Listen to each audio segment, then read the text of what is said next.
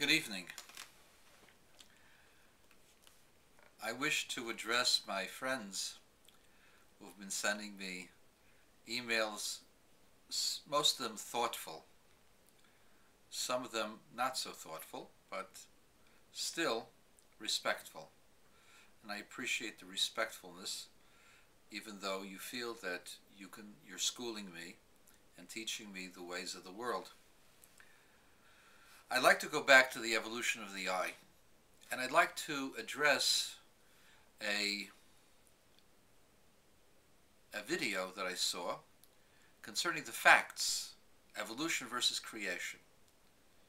And the presenter has had 900,000 hits, and I only get about a few hundred hits on mine, but he has 900,000 hits on his video of creation versus evolution. He says, what do the creationists say, and what do the evolutionists say, and what are the facts? And then he goes through several facts to disprove creationism. So I want to dispel that, number one. I want you all to get a book written by Gerald Schroeder called The Science of God.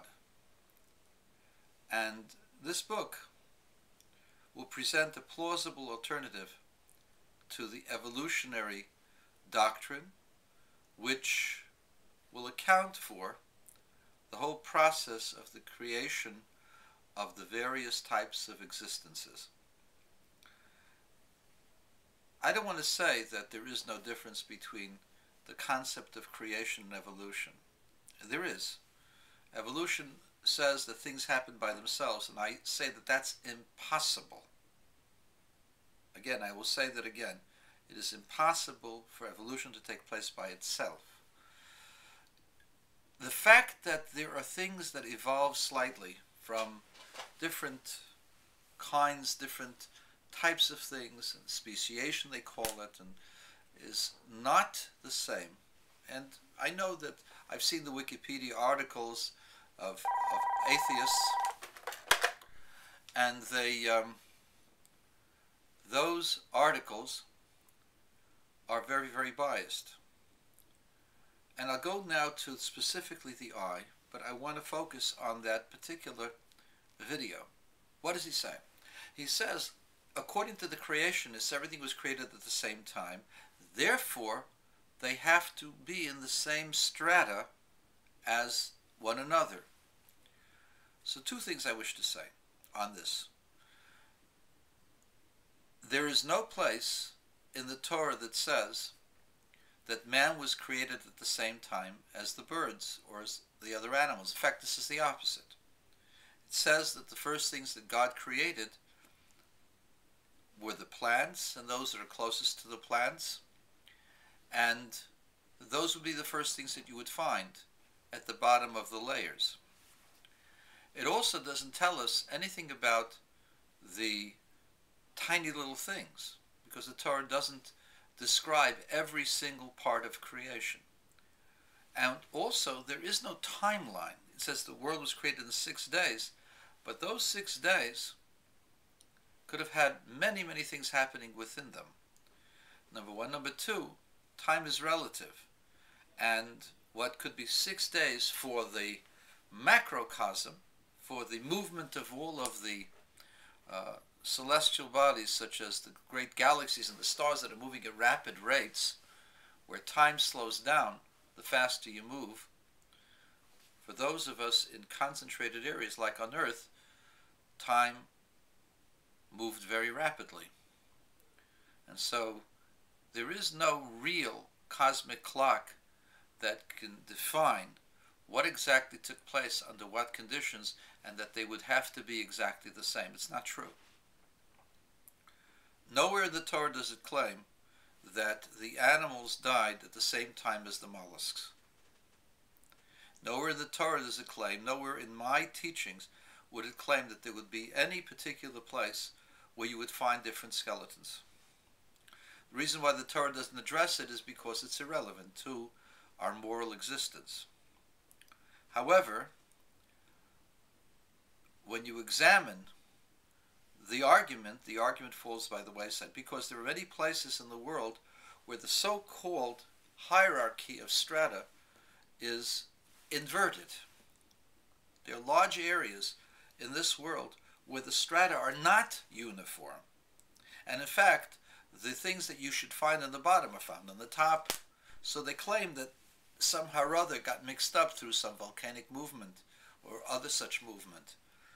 But the truth is that the strata, supposed strata that you have, is not uniform through this world, and it does not exist as in the model.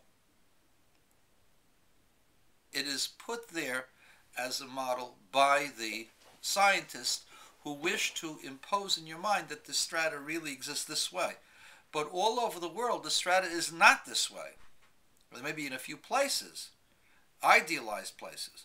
But even the fact that you find the mollusks and the lower plankton, the smaller animals in the bottom, is not a proof that these were billions or millions of years.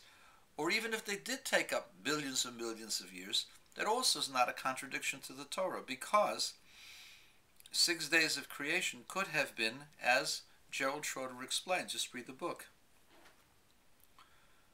Second, the genome, the genetic makeup of the bird being closer to the dinosaurs or to the reptiles. The Torah does not tell us what exactly is the process in which God used to create. That is left up to imagination or to science to discover. What it does say is that the fish and the reptiles and the birds were created on the same day. The fish from the water, the birds, the reptiles from the water, and the birds and flying creatures from the muck, from the water and the mud, which would mean that the bird would be very much similar to those amphibians who lived part in water, part in dry land, which is for the most part reptiles. The dinosaurs lived in water and on dry land, and so it is natural that the birds would be more related and similar to the reptiles and fish more than they would be to mammals. And so there is no contradiction that the genetic makeup of birds would be similar to dinosaurs, and dinosaurs being reptiles. Remember also that in the time before the flood, the Torah seems to indicate that all different kinds of existences interbred with each other. It would not be unusual for things that would interbreed that would have similar genetic makeup. And so the fact that there is similarities between the birds and the genetic makeup of lizards doesn't mean that the birds came from them. It just means they are related to them. They were made from the same materials, and therefore in the same process that God took to making them. And therefore there is no contradiction at all between the evidence of the genetic structure or the layers and what the Torah says. See, the authorship of the Torah is from Moses. The interpretation of the Torah was given to the rabbis. The rabbis are not the modern-day creationists. Don't put rabbis' words into creationists and then make assumptions. But I want to address the